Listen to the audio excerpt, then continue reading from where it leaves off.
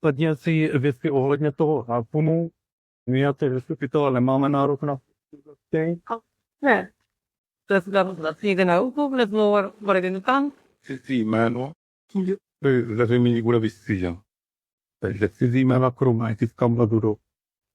Já se ona tomu kanonu vystal. Já skutečně se nebudu děsit. Já jsem se potom do různého listru hodně se za tyto své jednání a tovární. Na ten. Já dobrý den. První důkladám zastupitelstva obce v roce 2020 a přistoupíme programu nejdříve volba zapisovatele a ověřovatelů zápisu, takže zapisovatele navrhuji paní Hanku Hanánkovou, ověřovatele inženýrku Dožovou a inženýrku Moniku Sochásovou. Kdo je pro? Takže odsouhlaseno a přistoupíme ke schválení programu, který byl vyvěšen na veřejné desce. Máte nějaké připomínky nebo souhlasíte s navrženým programem? Kdo je pro? Takže zkusíme se dům. Kontrola usnesení je třetím bodem. Takže my jsme se sešli naposled v loňském roce v listopadu a potom jsme měli výjezdní zasedání v prosinci. V listopadu, co se týká kontroly usnesení, tak probereme jednotlivé body a to bod 3 z roku 25, který se týká veřejného rozhlasu, tak ten trvá.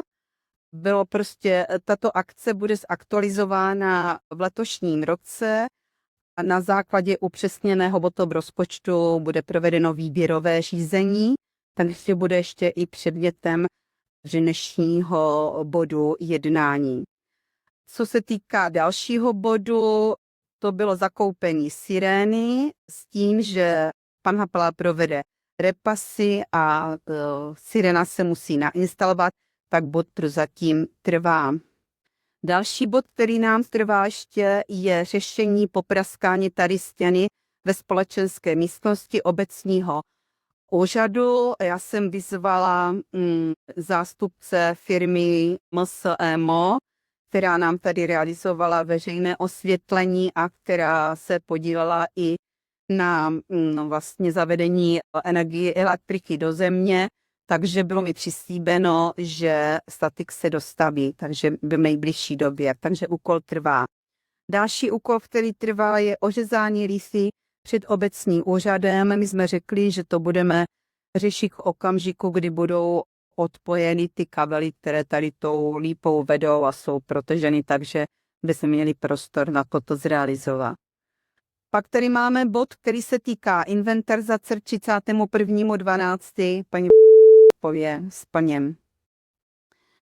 Dále, co tady má? To bude asi, co se týká z toho zasedání, z toho listopadu všechno. A poslední zasedání se konalo v prosinci loňského roku. Z toho nám nevyplynuly žádné úkoly, protože tam jsme víceméně zhodnotili celorok a hotové poděkování i za práci. Takže kontrola hodnocení, teda kontrola usnesení z minulých zasedání máme za sebou. Dalším bodem je schválení zprávy o uplatnění územního plánu obce Radotín za období 2021 až 2025. Ta zpráva byla zveřejněna na stránkách obce. Každý měl možnost se s ní seznámit. Já jsem teď ještě udělala takovou rekapitulaci, co se týká jednotlivých bodů. Jedná se o hodnotící zprávu, ze které vyplývá, že územní plán je dodržován dílče. Co se týká venkovského bydlení, tak tam byla zrealizována jenom jedna stavba, to bylo vaše, a potom, co se týká spojů a elektronické komunikace, tak to bylo vedení do... Jinak prostě nezešly žádné požadavky na úpravu územního plánu, takže si myslím, že můžeme přistoupit ke schválení zprávy o uplatňování územního plánu, který potom musíme zaslat do Lipníka na odbor regionálního rozvoje. Takže jsme projednali, neměli jste žádné připomínky, to, co jsem, ty jednotlivé body, jak jsem vás seznamovala, a schválení teda té zprávy. Kdo je pro? Takže všichni. Už jsme měli asi v lednu informativní schůzku, kdy jsem vám říkala, že připravuji žádost o podání nebo žádost o dotaci na Olomoucký kraj ohledně akce, kterou je oprava chodníků v obci. Jedná se o zlepšení dopravní infrastruktury v obci Radotín. Bude se jednat opravdu o opravu chodníků, to znamená, budou to stávající chodníky, kde, tak jsem vám říkala, budou vyměněné obrubníky a bude vyměněná dlažba. Jedná se o chodníky na Šabaci, jedná se o chodník tady u čekárny, jedná se o chodník kolem. Budou se jednat o obrubníky tady před obecním úřadem, včetně opravy těch schodů tam v té hasičské zbrojnici. To je víceméně jenom informace, protože nevíme, zda dotaci obdržíme, ale jenom tak, jako bych chtěla říct, i v případě, že bychom dotaci nedostali, rozhodli jsme se, že tuto akci zrealizujeme, tak máme na to volné finanční prostředky, protože ty prostředky, které se převedly z loňského roku, by byly dostačující tomu, aby se ta oprava udělala, ale bude záležet na vás. Takže teď nemá smysl předjímat a předbíhat.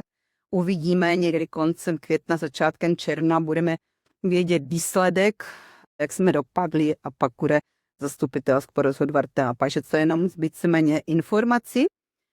Další informace se týká vlastně toho nového veřejného rozhlasu.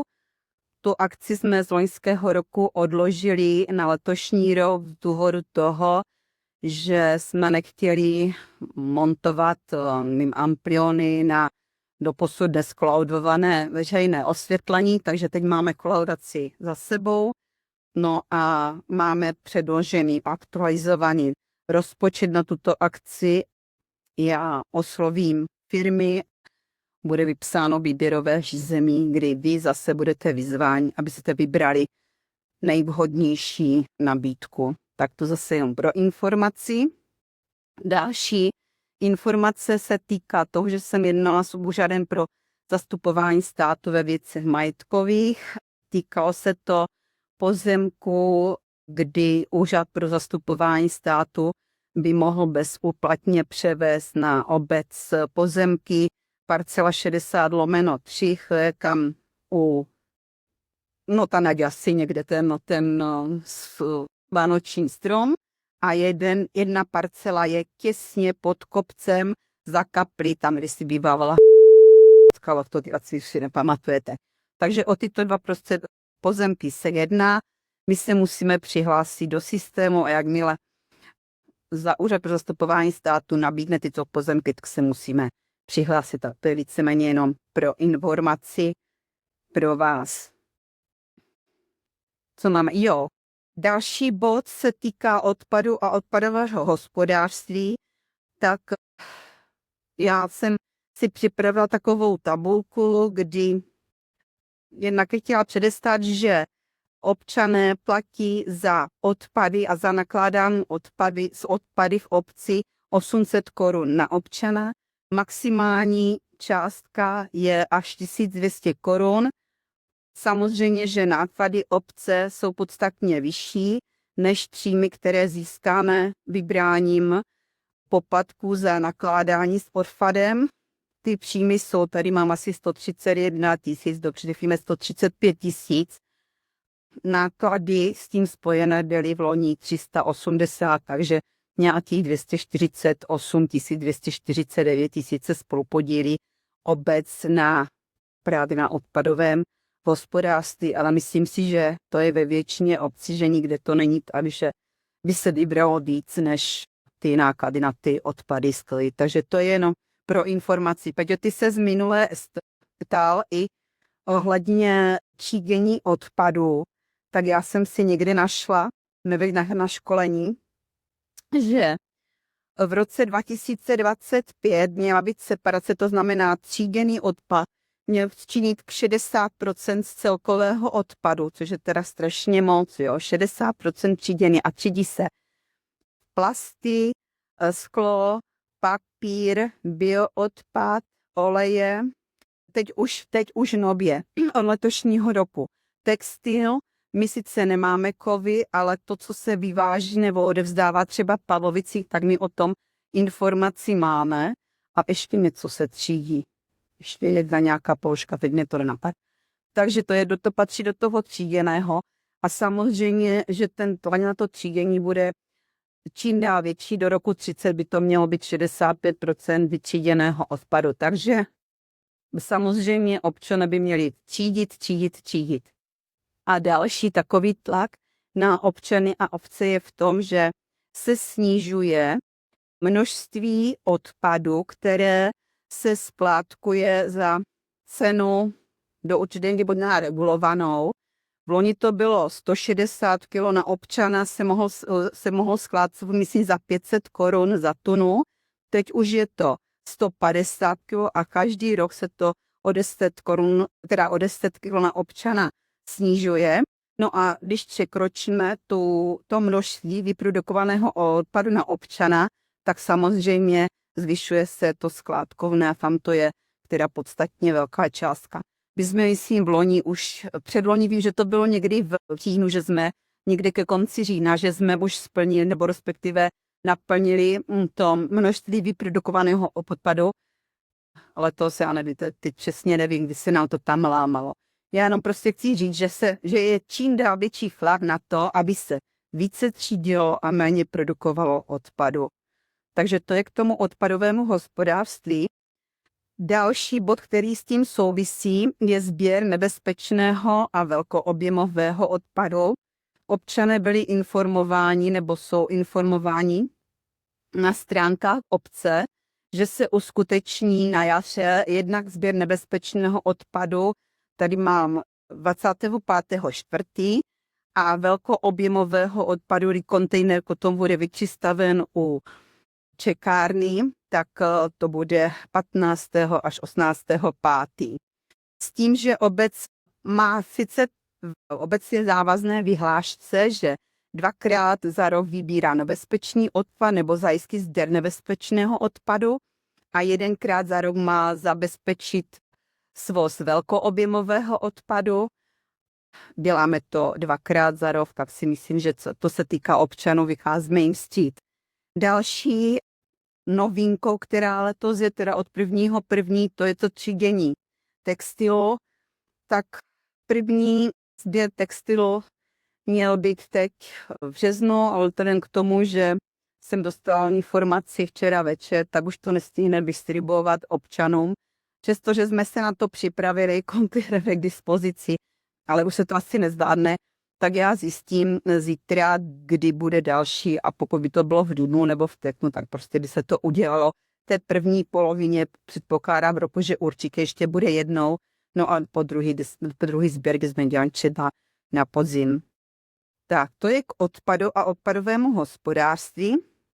Pak jsem tady měla ještě jednu věc, kterou jsem chtěla s váma, teda respektive od vás odsouhlasit, a to byl požadavek včelařů zase na příspěvek na činnost základní organizace v Soběchlebí.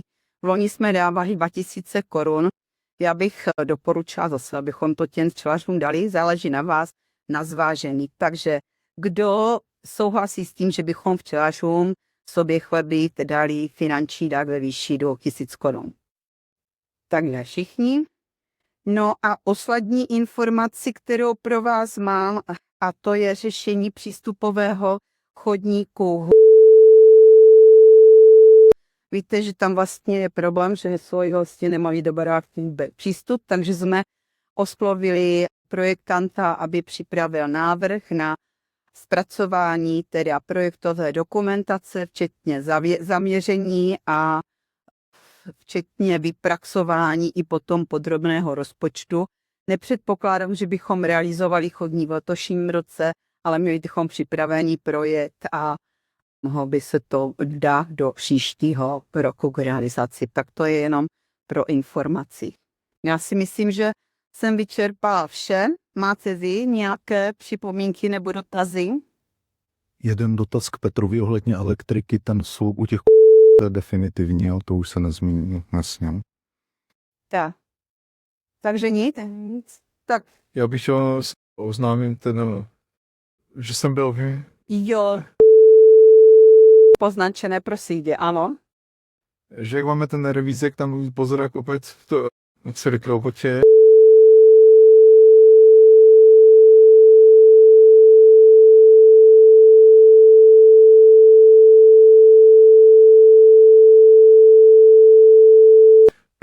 Takže na základě, co řekl Tajný. Najný,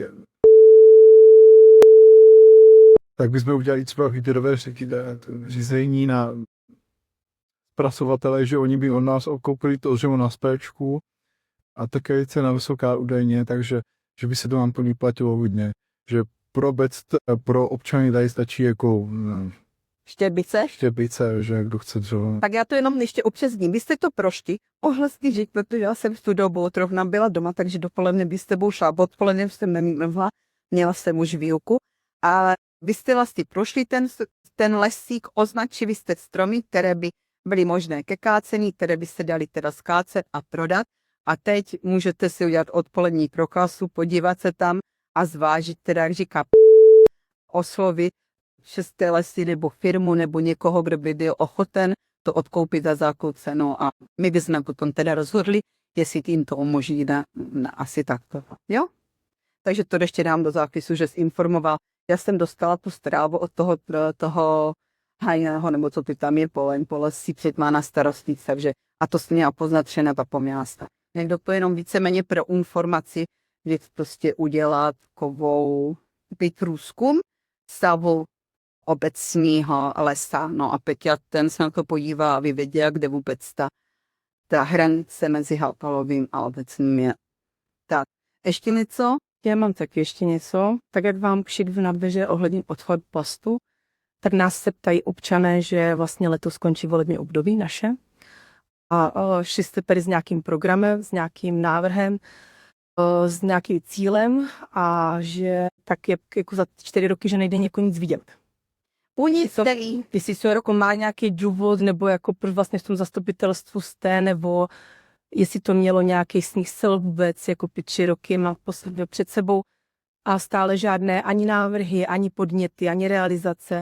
Tak se chci zeptat, jestli můžeme čekat, aspoň teda v tom posledním roce, že se tady prostě něco. Tak k té první otázce, já myslím, že jsme tady, protože proběhly nějakou obecní volby, takže jsme dostali nějaké hlasy.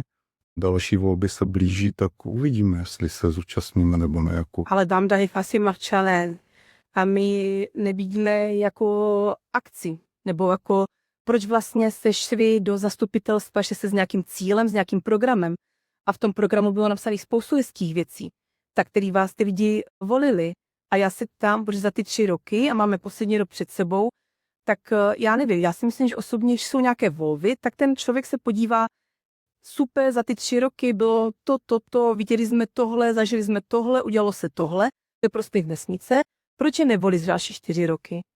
Ale já se ptám, jaký já bych měla třeba podnět k tomu vás znovu volit, když za ty 3 roky jsem vlastně neviděla žádnou realizaci. Já tomu rozumím, ale to je spíš věc těch voličů, těch našich, ne vašich. A taky, ale to není sice, ale jedna obec, která máte tady potroškovali, že mi křížky a polička po něco. Vy mě budete volit případně? No já jsem neviděla žádnou reakci, žádnou akci, žádný podněty, žádný realizace, tak já nemám důvod volit lidi, kteří tady prostě jako tu obecnici zapříčili. Já se teď tak tomu možná ještě v Hance přidám, protože opravdu tady já si myslím, že realizujeme, já teda si řeknu možná, že se budu že mám čisté svědomí, protože jsme šli a teď ne pro voliče takové nebo onaké, protože zastupujeme celou obec. Tady jsme šli s nějakým úkolem a každý rok se zrealizovala jedna poměrně významná akce, co se týká investičních, stavebních. Ať už to bylo, první byla asi hasičárna, pak jsme dělali příjezdovou komunikaci k Hanákovému, čistili se biologické rybníky, dělalo se veřejné osvětlení, teď máme před sebou vlastně ty chodníky, takže každý rok. Co se týká kulturních akcí, slyším ale od cizích občanů, že Radotín je opravdu akční, co se týká v kulturní tak nebo té společenské činnosti, že tady neví měsíc, aby tu nebyla nějaká akce. Měsíc a někdy ještě mezi tím.